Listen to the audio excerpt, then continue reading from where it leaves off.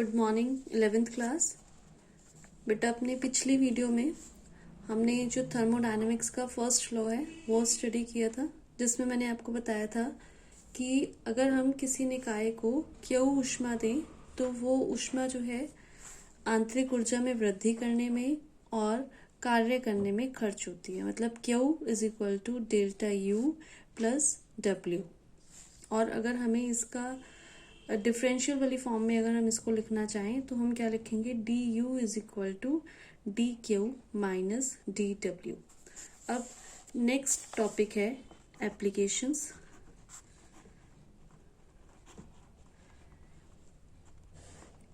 Applications मतलब अनुप्रयोग, और किसके अनुप्रयोग, इस फर्स्ट लॉ के अनुप्रयोग कि ये कहाँ कहाँ पर यूज होता है।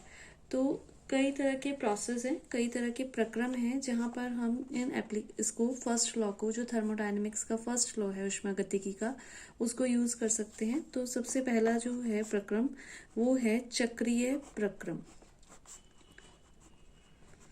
चक्रीय प्रक्रम के बारे में मैंने आपको इससे पिछली वीडियो में भी बताया था। एक बार फिर से रिपीट करती हूँ कि जब कोई सिस्टम, जब कोई निकाय विभिन्न अवस्थाओं से गुजरता हुआ दोबारा अपनी प्रारंभिक अवस्था में लौट आता है तो उस प्रोसेस को, उस प्रक्रम को हम क्या कहते हैं, चक्रीय प्रक्रम। जैसे यहाँ से कोई सिस्टम गया, अलग अलग अवस्थाओं से होता हुआ फिर से यहाँ पहुंच गया, एक साइकिल बन गई, तो इस तरीके के प्रक्रम को हम क्या कहते हैं, चक्रीय प्रक्रम। इस तरह के प्रक्रम में जो सिस्टम होता है उसकी आंतरिक ऊर्जा में कोई चेंज नहीं होता। तो हमें पता है कि जो ऊष्मागतिकी का फर्स्ट लॉ है वो है delta U is equal to Q minus W. तो क्योंकि हम चक्रीय प्रक्रम की बात कर रहे हैं तो चक्रीय प्रक्रम में डेल्टा यू, आंतरिक ऊर्जा में कोई परिवर्तन नहीं हुआ, ये हो गया 0 is equal to Q minus W. तो Q is equal to W, ये है चक्रीय प्रक्रम। कि चक्रीय प्रक्रम में अगर हम निकाय को कुछ ऊष्मा देंगे तो वो ऊष्मा जो है वो किसके बराबर होगी, निकाय द्वारा किए गए नेट कार्य के बराबर होती है। ये है चक्रीय प्रक्रम। नेक्स्ट प्रक्रम होता है विलग प्रक्रम। विलग यानी कि आइसोलेटेड सिस्टम। तो आइसोलेटेड सिस्टम क्या होता है, आइसोलेटेड सिस्टम हम उसको बोलते हैं कि ऐसा सिस्टम, ऐसा निकाय जो ना तो कोई कार्य कर सकता है और ना ही उसमें ऊष्मा का कोई आदान प्रदान होता है। ऐसे सिस्टम को हम बोलते हैं आइसोलेटेड या फिर विलग प्रक्रम। तो ऊष्मागतिकी का प्रथम नियम delta U is equal to Q minus W.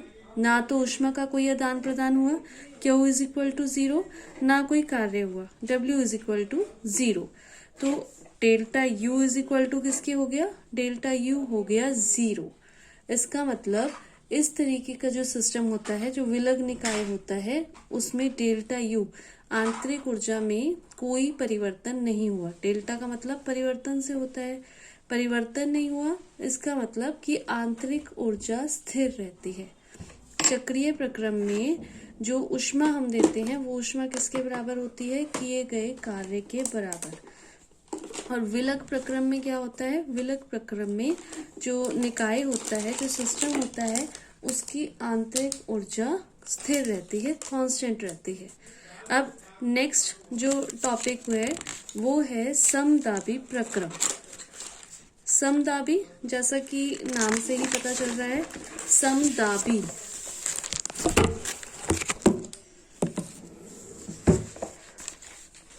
समदाबी प्रक्रम। समदाबी मतलब जिसमें दाब समान रहे, ऐसे प्रक्रम को हम बोलते हैं समदाबी प्रक्रम। जैसे जो भाप वाले इंजन होते हैं उसमें जो पानी गर्म होता है उसमें दाब कांस्टेंट रहता है, या जो पानी होता है, पानी से जो भाप बनती है, अवस्था में परिवर्तन होता है, उसमें दाब कांस्टेंट रहता है, या जल जमता है, वहां पर भी अवस्था में परिवर्तन हो रहा है, उसमें भी दाब कांस्टेंट रहता है। तो इसके दो एग्जाम्पल्स हैं समदाबी प्रक्रम के। पहली बात तो ये कि ऐसा प्रक्रम जिसमें दाब कांस्टेंट रहे उसको हम बोलते हैं समदाबी प्रक्रम। अब इसका फर्स्ट जो एग्जाम्पल है वो है द्रव का वाष्प में बदलना।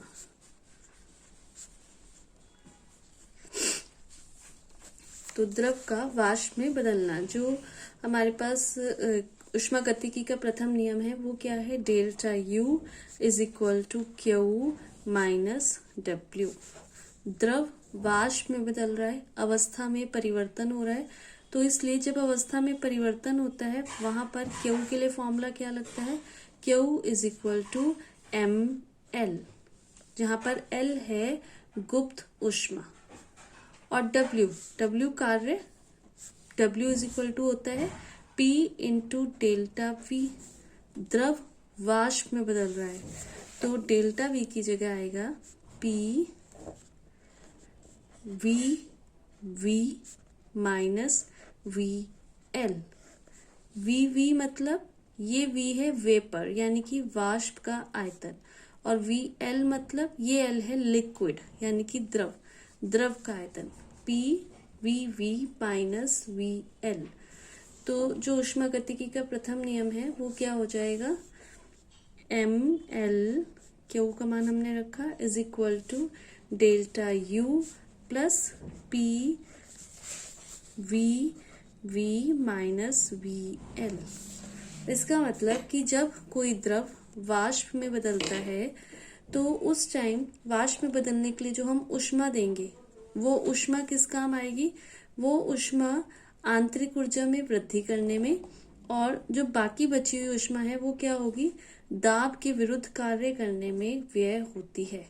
इसको बोला जाता है आंतरिक गुप्त ऊष्मा, और ये जो दूसरा भाग है इसको बोला जाता है बाह्य गुप्त ऊष्मा।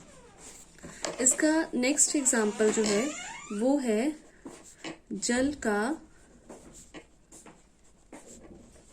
बर्फ में बदलना। यहाँ पर भी अवस्था में परिवर्तन हो रहा है, पहले द्रव वाष्प में बदल रहा था, अब जल बर्फ में बदल रहा है, जल का बर्फ में बदलना। जब द्रव वाष्प में बदला था उस टाइम द्रव द्वारा ऊष्मा ली गई थी, वाष्प में बदलने के लिए जो पानी था उसने ऊष्मा ली थी। अब जब जल जब बर्फ में बदलेगा तो जल द्वारा ऊष्मा दी जाएगी, तो इसीलिए यहाँ पर जो हम क्यू लेंगे वो लेंगे माइनस एम एल। एक बार मैं फिर से बोल दूं, यहाँ हमने Q is equal to M L लिया था क्योंकि यहाँ पर जब द्रव वाष्प में बदल रहा था तो द्रव द्वारा ऊष्मा ली गई थी, और यहाँ पर जब द्रव बर्फ में बदल रहा है अवस्था परिवर्तन यहाँ पर भी हो रहा है, पर यहाँ पर जल द्वारा ऊष्मा दी जाएगी, तो Q is equal to minus L, और W is equal to P delta V. तो ऊष्मागतिकी का जो प्रथम नियम है उससे हमारे पास क्या आएगा, delta U is equal to minus M L minus P delta V. तो ये पूरी टर्म माइनस में है, तो इससे ये पता चलता है कि जब जल जम जाता है, जब जल बर्फ में बदलता है मतलब जम जाता है, तो आंतरिक ऊर्जा में कमी हो जाती है। नेक्स्ट प्रोसेस, अभी हमने पढ़ा समदाबी प्रक्रम, नेक्स्ट जो प्रोसेस है वो है सम आयतनिक प्रक्रम।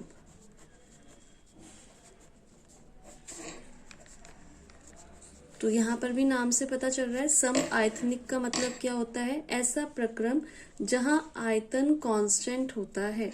तो हमें पता है कि W इज इक्वल टू होता है P इंटू डेल्टा वी। जब आयतन कांस्टेंट है तो W क्या हो गया, W हो गया 0। तो Q is equal to delta U plus W, ये जो ऊष्मागतिकी का प्रथम नियम है, W 0 हो गया तो Q इज इक्वल टू किसके हो गया, डेल्टा U। तो सम आयतनिक प्रक्रम में जो हम निकाय को ऊष्मा देते हैं, किसी सिस्टम को ऊष्मा देते हैं, वो सारी की सारी ऊष्मा किस काम आती है, उस निकाय या सिस्टम की आंतरिक ऊर्जा में वृद्धि करने में खर्च हो जाती है।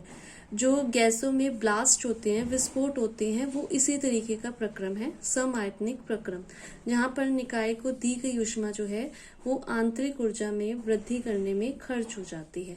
अब जो नेक्स्ट प्रोसेस है वो है समतापी प्रक्रम। समतापी प्रक्रम। अब इसके नाम से भी पता चल रहा है कि ये कौन से तरीके का प्रक्रम होगा, किस टाइप का प्रोसेस होगा। ऐसा प्रोसेस जिसमें ताप कांस्टेंट रहता है, टेम्परेचर कांस्टेंट रहता है, और हमारे पास जो ऊष्मागतिकी का प्रथम नियम है कि Q is equal to delta U plus W। इसमें कहीं भी टेम्परेचर वाली टर्म नहीं है, मतलब ताप कांस्टेंट होने से इसमें से कुछ भी जीरो नहीं होता।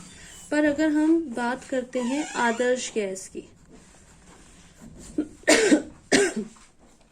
अगर हम आदर्श गैस की बात करें तो आदर्श गैस की जो आंतरिक ऊर्जा होती है वो टोटली टेम्परेचर पर डिपेंड करती है। इस लाइन को आप आगे भी यूज करेंगे, एक मोस्ट इंपॉर्टेंट डेरिवेशन है मेयर का सूत्र, वहां पर भी हम यूज करेंगे कि आदर्श गैस की जो आंतरिक ऊर्जा होती है वो ताप पर निर्भर करती है। तो अगर हम आदर्श गैस के लिए बात करें, समतापी प्रक्रम मतलब डेल्टा U जो है, क्योंकि ताप पर निर्भर है, ताप कांस्टेंट है, तो डेल्टा U क्या हो जाएगा आदर्श गैस के लिए, वो हो जाएगा 0। डेल्टा U 0 होने से Q इज इक्वल टू किसकी हो जाएगा, W। इसका मतलब कि एक आदर्श गैस जो होती है उसमें समतापी प्रक्रम में जो गैस द्वारा ली गई ऊष्मा है वो सारी की सारी ऊष्मा कहाँ यूज होती है, गैस द्वारा कार्य करने में खर्च होती है। बट ये जो टर्म है कि जो ली गई ऊष्मा है वो सब की सब कहाँ खर्च हो गई, कार्य करने में, ये सिर्फ आदर्श गैस के लिए सत्य है। मतलब एक सिर्फ कल्पना आप कह सकते हैं, जो रियल गैसेस हैं, जो वास्तविक गैसेस हैं, उनके लिए ये कंडीशन फुलफिल नहीं होती कि हम जितनी भी ऊष्मा देंगे वो सारी की सारी ऊष्मा जो है कार्य करने में खर्च हो जाएगी। कुछ ना कुछ ऊष्मा जो है आंतरिक ऊर्जा में वृद्धि करने में खर्च जरूर होती है। अब लास्ट जो टॉपिक है, जो लास्ट इसका प्रोसेस है वो है रुद्धोष्म प्रक्रम। तो रुद्धोष्म प्रक्रम इस तरीके का प्रक्रम होता है कि जिस प्रोसेस में पूरे प्रोसेस के दौरान ऊष्मा ना तो बाहर जा सकती है, जो अंदर की ऊष्मा है ना तो वो बाहर जा सकती है, ना बाहर की ऊष्मा अंदर आ सकती है। तो delta U is equal to Q minus W, क्योंकि Q 0 है, ऊष्मा का आदान प्रदान ही नहीं हो रहा, तो delta U is equal to minus W रुद्धोष्म प्रक्रम में।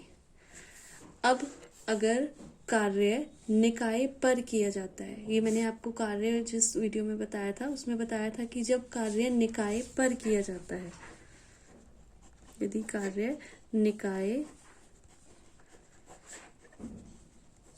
पर किया जाएगा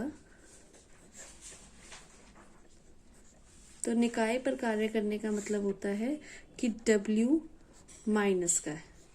तो यहाँ हम जब W माइनस का रखेंगे तो delta U minus minus W, delta U is equal two plus W। इसका मतलब कि जब कार्य निकाय पर किया जाता है तो निकाय की आंतरिक ऊर्जा में कार्य के बराबर वृद्धि हो जाती है, और अगर कार्य निकाय द्वारा किया जाता है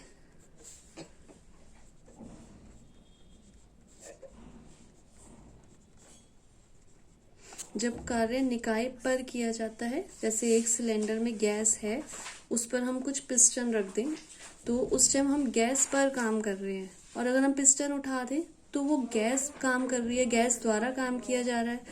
तब W जो है, W इज इक्वल टू होता है पॉजिटिव, तो delta U is equal to minus plus W, that is minus W।